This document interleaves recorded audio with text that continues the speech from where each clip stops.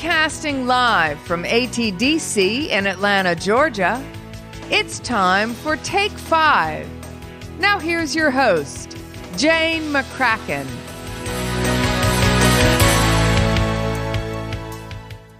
Welcome to ATDC Radio. I'm Jane McCracken. I'm the Assistant Director at the ATDC. We're the state of Georgia's technology business incubator. And I'm so glad you've joined us for this month's installment of our podcast, Take 5. The inspiration for this podcast comes from the Dave Brubeck jazz classic, Take 5. And I'm asking two of Atlanta's leading entrepreneurs to share with us 5 inspirations that have impacted them in their entrepreneurial journey. Joining me today is Mario Montag. Mario is the former co-founder and CEO of Predicto. And also joining us today is Andrew McConnell, the founder and CEO of Rented. So before we get started, I thought I'd just set the scene a little bit and read a few lyrics from Take 5. This is our inspiration for the podcast. So wouldn't it be better not to be so polite? If you could offer us some light, start a little conversation now. Just take 5. So let's get started. And Andrew, why don't you kick off and talk to us a little bit about what Rented does, first of all. Tell us about it. Well, the answer to that question has changed over time, as I think a lot of early stage companies can attest to. But today, Rented.com is a technology enabled service provider for professional short-term vacation rental and Airbnb managers all over the world. So predominantly in revenue management, data science, data analytics, but also M&A advisory, marketing, finance capabilities. Great. And Mario, tell us a little bit about what Predicto did. Yeah, Predicto got started in 2013, and the goal was to take data and use machine learning models to predict failures in large industrial assets like planes and trains. And we realized that using machine learning for that space was incredibly tedious and manual, and we would never be able to scale. And all of the advisors were constantly drilling in our heads, how are you going to scale this? So we pivoted a little bit and said, hey, let's try to make data scientists obsolete and try to automate the process of creating these custom manual machine learning models. And it was a crazy idea. We were able to attract some crazy smart people, and we got about 85% there. So we were able to significantly scale what one data scientist can do with machine learning to go after failures in large industrial fleets. And we were acquired about 18 months ago by Fortune 50. Well, congratulations. I think all entrepreneurs want to experience an exit, so that is really, really exciting. But let's talk about both of your journeys. Andrew, one thing I do know about you, you love swimming. So talk to me about how swimming has impacted and affected the way you are as an entrepreneur. In numerous different ways. I mean, one, I think, is really the work ethic of knowing you miss a week, it doesn't take a week to get that back. It could take an entire year to make up for that week you missed. And so no matter how you're feeling that day, no matter what you want to do, you're getting in the pool and you're putting in the hours, you're putting in the laps. And there's also a line that can be drawn on when it is no longer good to do that. I've ended up in the hospital before because I had the flu and 104 fever and I kept doing doubles. And so you have to kind of read yourself and read the company or read your body and understand when you're just being lazy and when you really do need to take your foot off the pedal. And so I don't think I've perfected that balance, but I think swimming has taught me the importance of it and to constantly search for it. And you do this in running your company too, just pacing yourself and pacing just is not just for me. I think this is an interesting thing of David Foster Wallace in Infinite Jest had this line, you would care less what other people thought about you if you realized how little they actually do. And that was something I lived. That was amazing advice to have as a 15-year-old. And for most of my life, that's what I lived by. And I was talking to Donna Dubinsky, the founder of Palm, former CEO of Palm. And for some reason, I gave that line. She said, "You're the CEO. That's not true anymore." everybody's watching what you're doing. Everybody's listening to what you're saying and reacting to it. And so you don't have that freedom anymore. And that was hugely eye-opening for me of, it's not just about pacing for my own sustainability. If I don't set an example of, yes, it's okay to take vacation. If I don't set an example of, hey, I'm not responding to your email at 2 a.m., then I set a standard and expectation that people can't live up to. And that's not a healthy way to run a business. Well, Mario, you've, kind of talked around process and that there is a process to all the madness. Reflect on some of that. Yeah. It's a complicated question. When my background, I was a consultant. So I graduated from industrial engineering and was implementing IT solutions, as a consultant. And I thought, well, how difficult could it be to start a software product centric startup? I'm really good at sales. I have a lot of experience managing and hiring, and my God, was I humbled. And it was just a completely different mindset of creating a product that has to be repeatable and scalable versus going to a client and doing something custom for them and you're getting paid by the hour to do it. So through that journey, I realized that I needed a better way of running the team, running the company. And I was looking at many different methodologies and processes, and there's a gazillion books out there with advice. And frankly, they're all great. You just have to stick to one thing and be consistent. So I was looking for one that didn't have too much complexity on it, that I could sell to the team and would not just be too process heavy and could, help us control the madness and stay focused and stay aligned and row in the same direction. And that was key. And for me, it was that book Traction and the Entrepreneurial Operating System. It might have been David Cummings who might have blogged about it once. And, okay, let's take a look at it. And it just clicked for me. And I prepared a whole 8-hour offsite, workshop for my leadership team who came in kicking and screaming, what a waste of time. What are we doing here?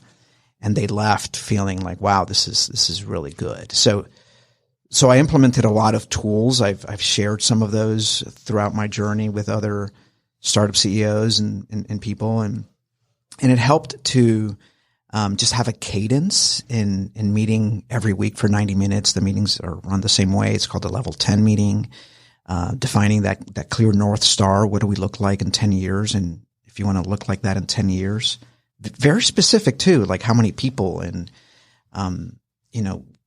revenue and churn and like just everything. And you're guessing. And if that's where you want to be in 10 years, well, where do you have to be in 3 in order to be on track? And if that's what you're going to look like in 3, where are you going to be in 1?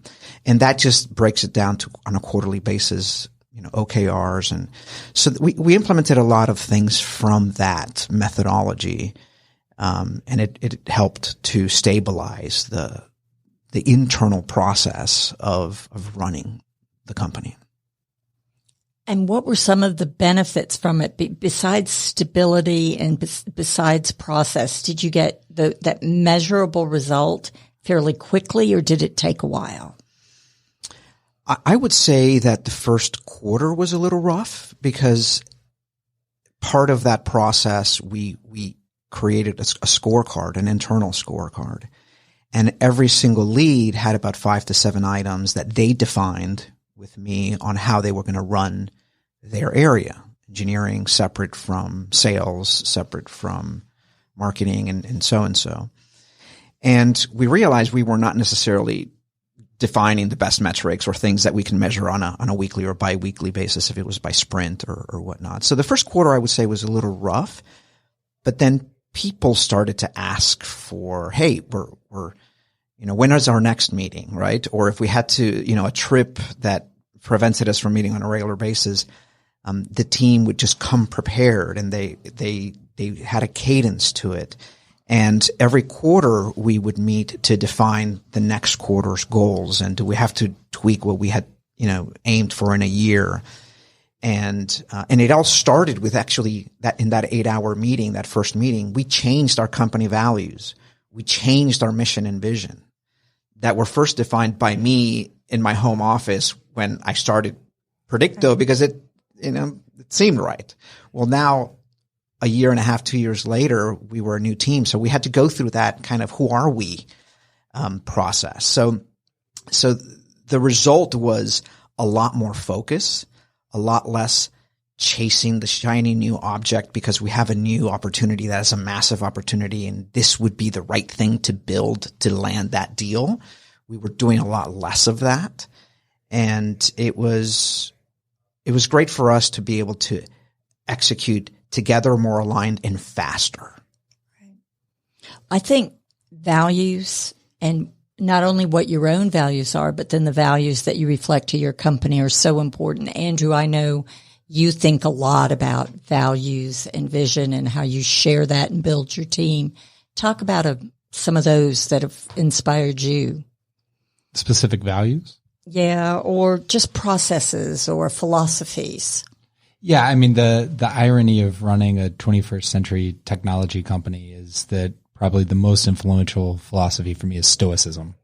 So something out of ancient Romans thousands of years ago, and Ryan Holiday and Tim Ferriss and others have introduced me to it. But this, before we started the show, we were talking about other people aren't the problem. And there's so much, especially as an entrepreneur, we think that you leave and you go start your own company and you're your own boss and you can dictate everything. But the market, your customers, your employees, everybody else is dictating stuff all the time, and understanding what is actually in your control versus what is not. And the only thing that is consistently in your control is your own mindset. And what color do you put on what happened? Other things just happen. People say or do what people say or do.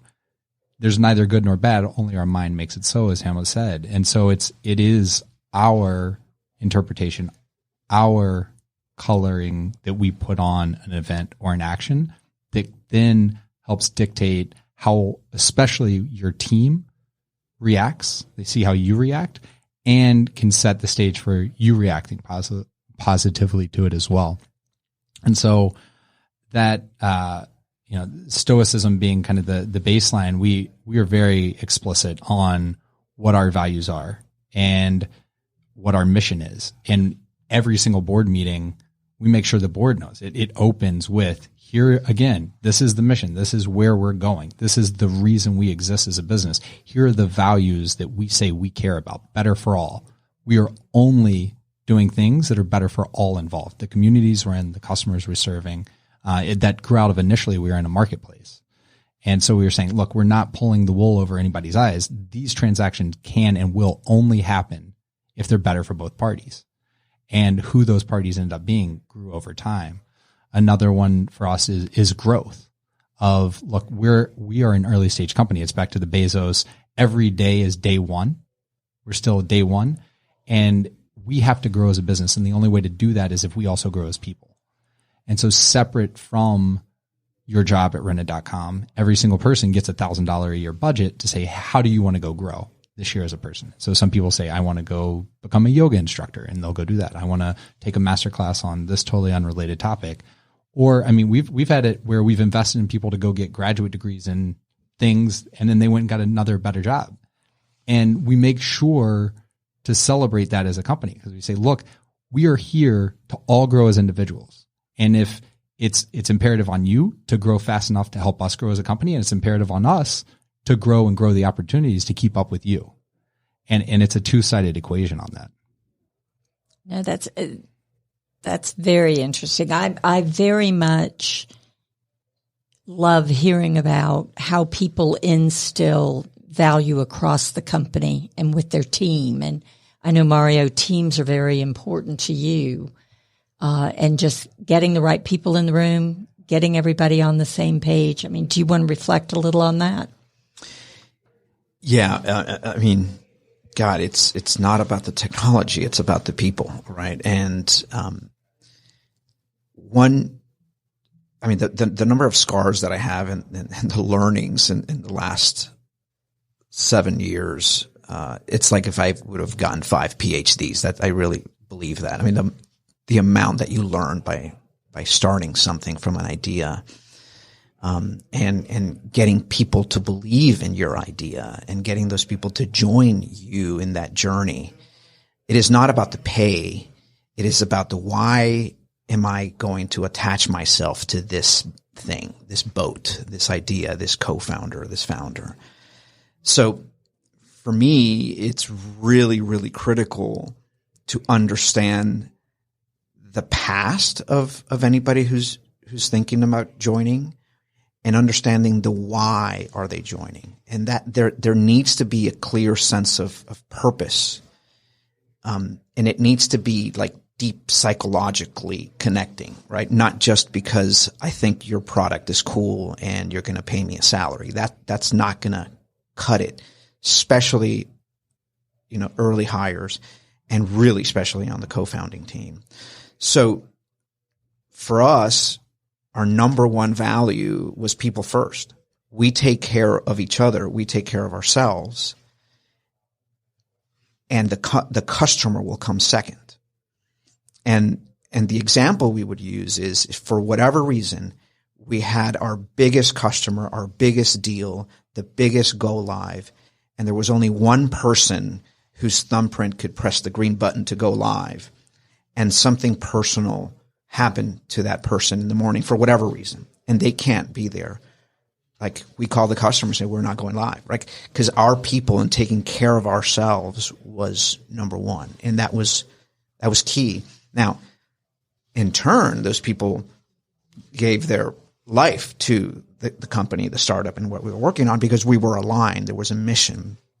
There was a purpose. So, hiring, especially your first 5 or 10, is so critical, because they're defining the culture. The founder or the two co-founders cannot dictate culture. It just happens, right? And I think it was Brad Feller or maybe Andreessen Horst, somebody recently said, if you're not sure what your culture is, have each of your, leadership team members write down their top qualities or how their personalities are defined, and then just read that, because that's your culture, right? So yeah, people, it's all about the people. Well, Andrew, you mentioned things about growing as a person, and I know you've been accepted in this year's Leadership Atlanta class. Has that really started to make an impact on you? It has. I think being a tech entrepreneur, we had looked outside Atlanta a lot. A lot of our investors are West Coast investors or New York investors. And though we were part of the ATDC community, we didn't have, or I didn't personally have, quite the same network, same connections with a lot of people in Atlanta, especially those outside of the tech community. So I had a great network within a very narrow group.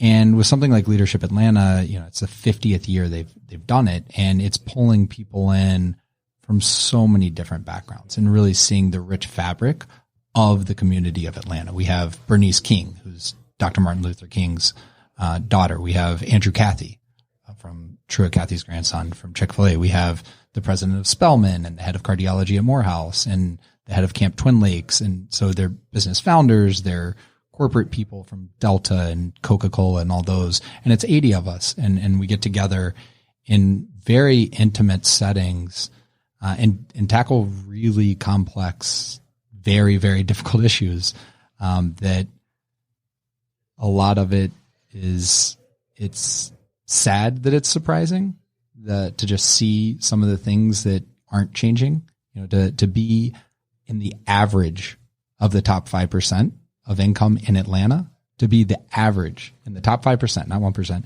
takes $667,000 a year. We are number one in the country for economic disparity. Atlanta is. Oh, wow. If you think of Atlanta public schools, I live in the Grady cluster. So my daughter would go to Grady. Grady's roughly 50-50 African American, white. And so that was my perception of Atlanta public schools. There are 10 or 11 high schools in Atlanta public schools.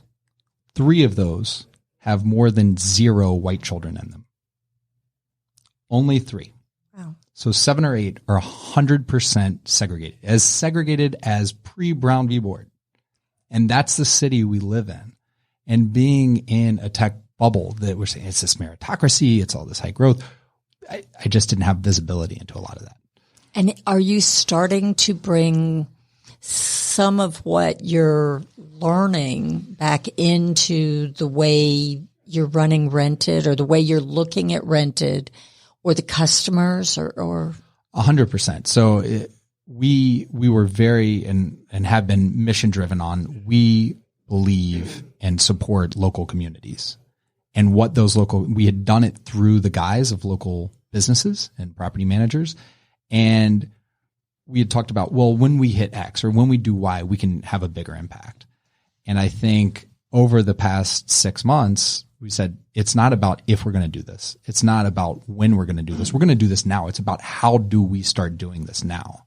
And yes, we might not have Microsoft's budget to go give away, but we have a certain skill set. We have certain technologies that we can start for free giving out to those in need in different ways. And so we're really trying to investigate a more Tom Shoes model for, hey, if we have this technology for everybody who's paying in the US, can we take people in El Salvador, Nicaragua, or Uganda, some of these others, and make it available for free to them to support their local businesses, to help them build local businesses so that they can do hiring and stimulate that local economy. So it's certainly changed what and where and when we try to work on in terms of the problems that we address at rented.com. So it sounds like you're getting a lot of different things from the program than maybe why you originally went into the program, which was more of a networking type opportunity. It's very difficult to know why I did it initially. I think it was one of the nonprofit boards I'm on, Sheltering Arms, which is Georgia's oldest charity. It's 131 years old, and it's an early childhood education center. We run 15 around Metro Atlanta. It's a national best practice center, global best practice. People come from China, all over the world to come see how they do this multi-generational approach to early childhood education. So it's not just about the children. It's about how do we support that family network? How do we do job training for them? How do we do placement? How do we do upskilling so that they can earn a living wage and help this child and this family be successful long term? And the CEO, Blythe, of Sheltering Arms had done Leadership Atlanta and had said really great things about it. And Laura Hodgson from Now Account, she had done Leadership Atlanta, and she's like, look, that's how I met Stacey Abrams. I went and founded 3 companies, or maybe now they're on their 4th company together because of that. And so these were 2 women I respected tremendously who said really good things about this. And I said, okay, I don't know why I'm doing it, but if they think it's a really good thing, I'm going to go do it. And you're definitely benefiting from it. It's wonderful to see, and it's a wonderful way to network. And thank you for bringing up about Stacey and Laura, because they met each other there, and now they're co-founding companies all the time. And Mario, networking is important to you too. You've done a lot of it, and you're building a company through it. Talk a little bit about your experiences. Yeah, I was a frustrated, not so happy consultant, what I call a walking zombie, right? You're just doing your job, waking up, responding to emails, getting the job done, but I wasn't fulfilled. And I actually walked through these doors, right? These ATDC doors saying, hey, I think I want to start a technology startup. I want to learn. And I started to meet people and, crazy people who had crazy ideas like I had, right? And very quickly, the amount of help and support that I received was amazing. And I started to get more engaged and participated. I joined ATDC, which was hard. They almost didn't let Predicto in, which I thought was funny. Did Flashpoint Georgia Tech. I was part of the first cohort there with Merrick First. And slowly started to realize, God, there's all of these people trying to do technology startups and, at a national and global level the amount of sharing and support. And I joined 10X CEO, which is similar to EO, based out of the Valley, which is a CEO peer kind of networking group. That also helped. And then I joined the ATDC CEO group here, and just the amount of help and support that's available makes it possible. You cannot do this alone. And I'm fascinated to hear what you were just talking about and what Atlanta is going through, and the networking, the connections that you're making. I'm on the board of the Atlanta Community Food Bank, and we do 65 million meals a year. And I had a perception of, people who use the food bank don't necessarily need it. They're abusing the system. My God, I was humbled, and the amount of need is humongous. It's humongous. And the most at need are families with children. And the most at risk periods are during the summer, when children don't have access to food through their local schools.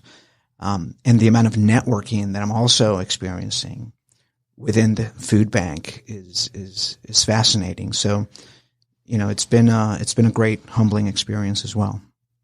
I think it's fascinating that most people think entrepreneurs or being an entrepreneur is all consuming, yet each of you during your entrepreneurial journey is finding time to give back. And I think that probably helps give you perspective, keeps things in balance. And it's very, very admirable. I mean, how about some other people in your life who have, Andrew, some people that have really made you who you are? Yeah. I mean, obviously my wife and my daughter are going to top that list. I met my wife when I was still in school. I was doing a graduate degree in the UK. She's British. And within months, she was meeting my family, and my sister's first comment is, wow, you're a lot less selfish now. Like you're thinking about other people, or at least this one other person. And then with the birth of my daughter, that went to an entirely different level of, I just today, I was worried I was going to get here in time because I had to rush over to her school because she was having a rough day and get her out. And so, you learn all sorts of lessons, how to put others first, which, look, better people than me knew that well before they had to get married or have children. It took some dramatic changes in my life for me to realize that. And then that no matter how much you think you have things in control, you don't.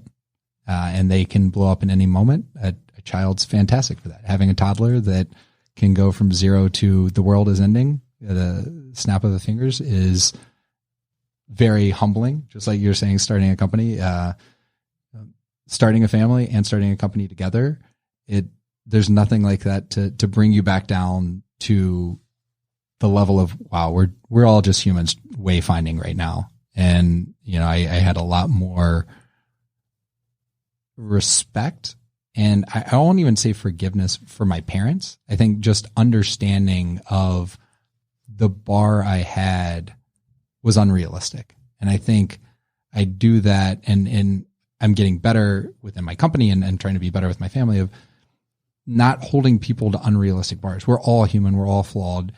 We're trying to make the best of it that we can. And as long as we assume positive intent, then don't seek to judge, don't seek to forgive, but seek to understand what's driving the behavior. And I think that's helped me be a better husband, better father, but also better at work of, hey, that's not at all something I would have said or done in that meeting. Why did you make that offer to that client? Why did you do this?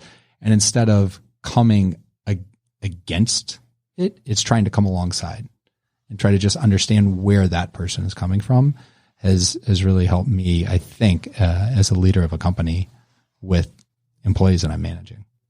So do you think things have changed since you've become a father? I do.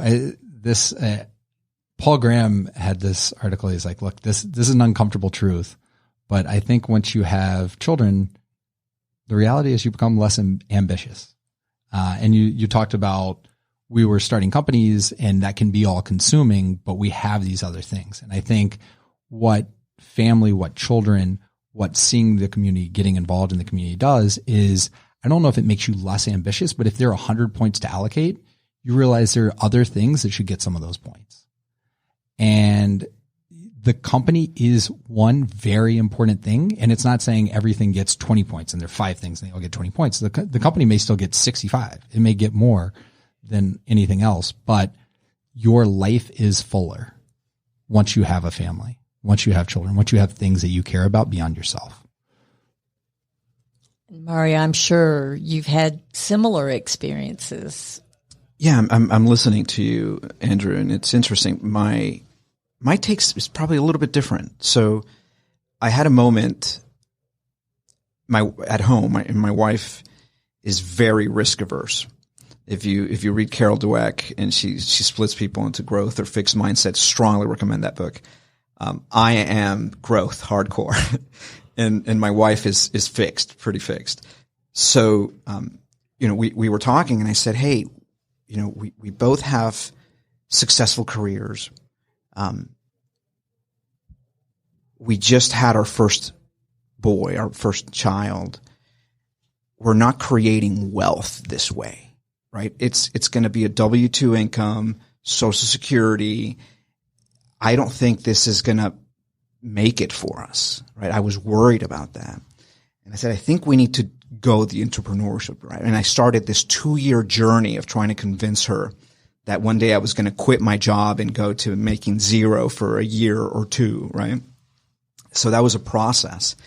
And having our son at home changed things for me. It provided another layer of motivation that said, it's not just about me and my wife. There's now this other human that's 100% dependent on us.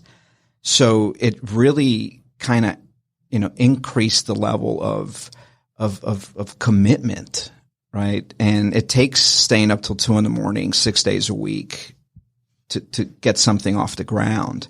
And in my case, having a child provided me extra fuel. That's so interesting. Yeah. It's, there's a Stoic quote of to get rich, do not add to your store of goods, but subtract from your wants. And I think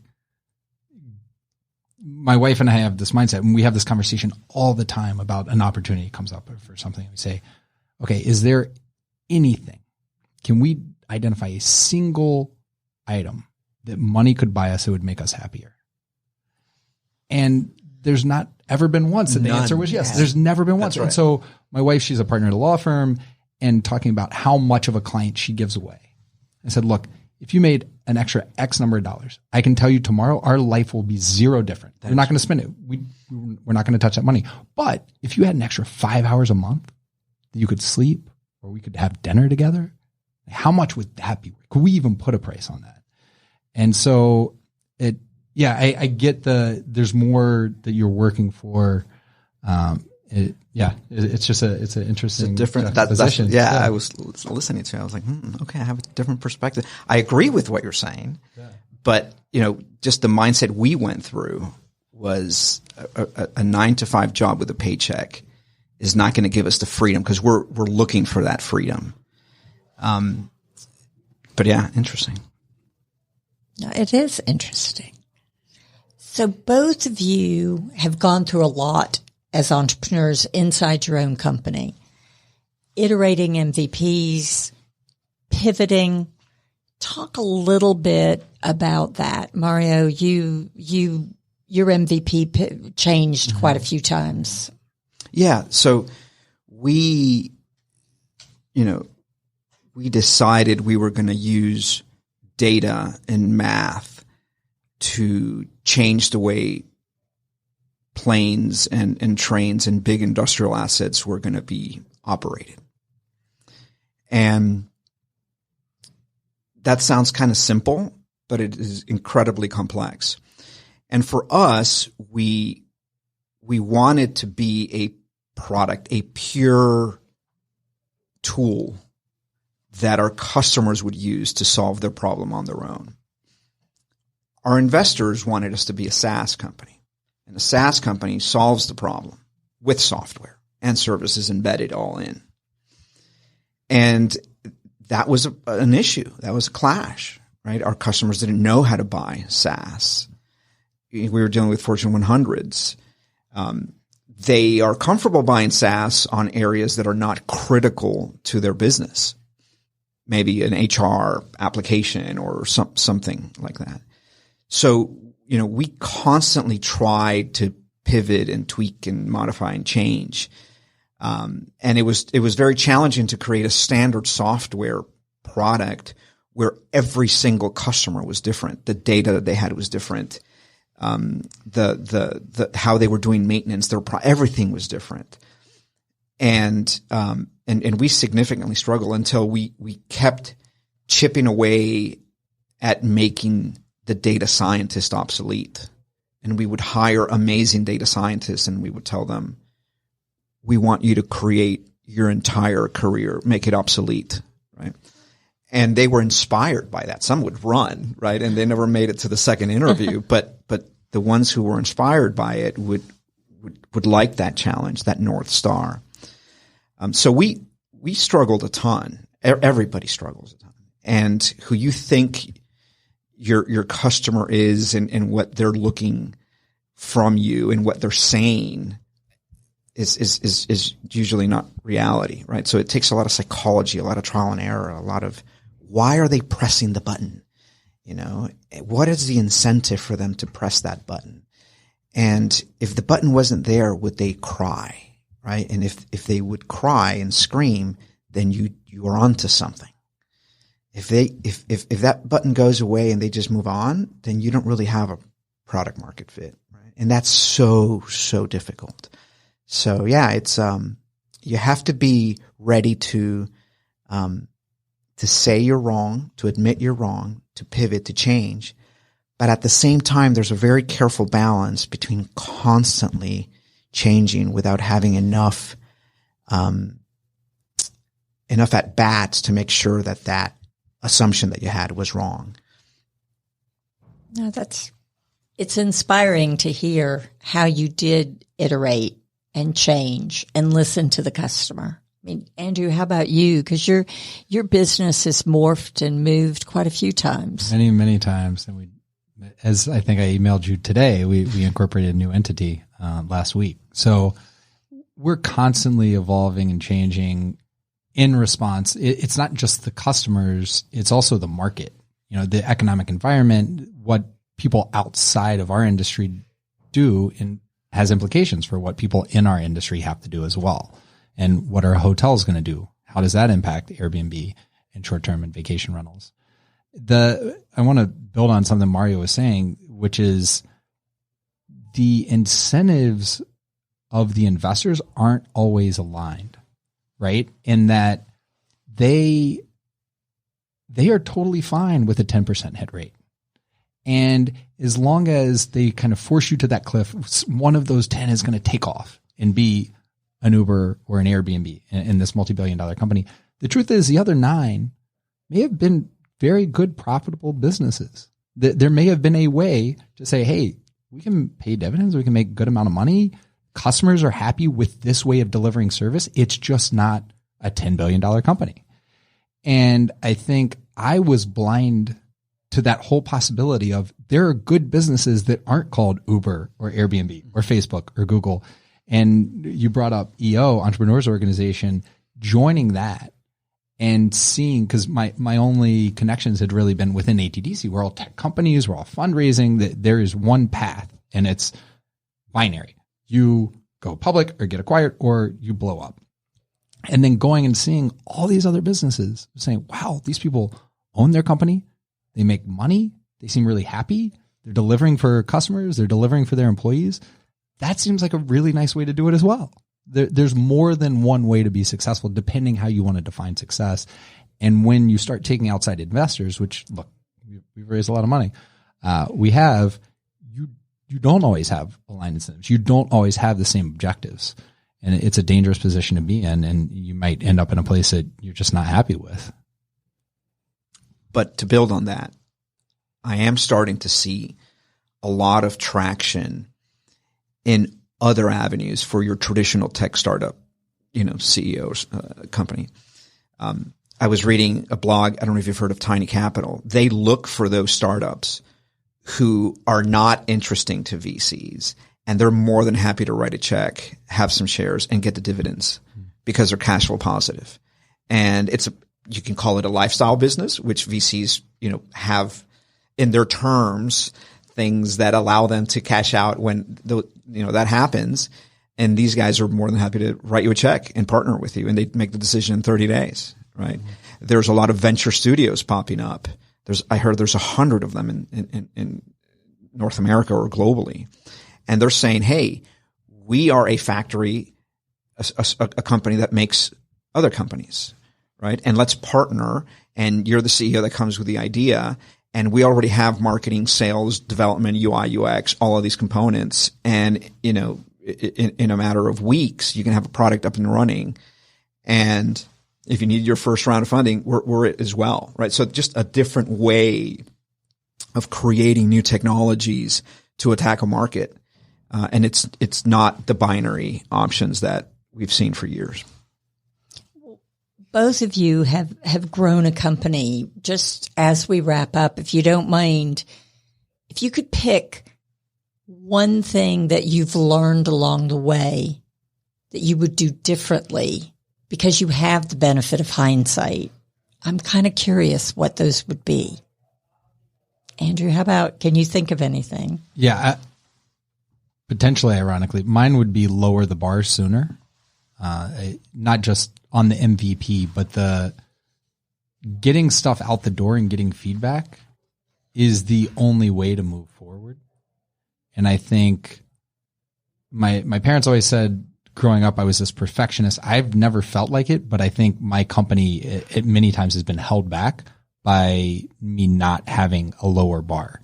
And so I think actually having an individual instances a slightly lower bar would allow us to have raised the ceiling for where we could go at different points in time.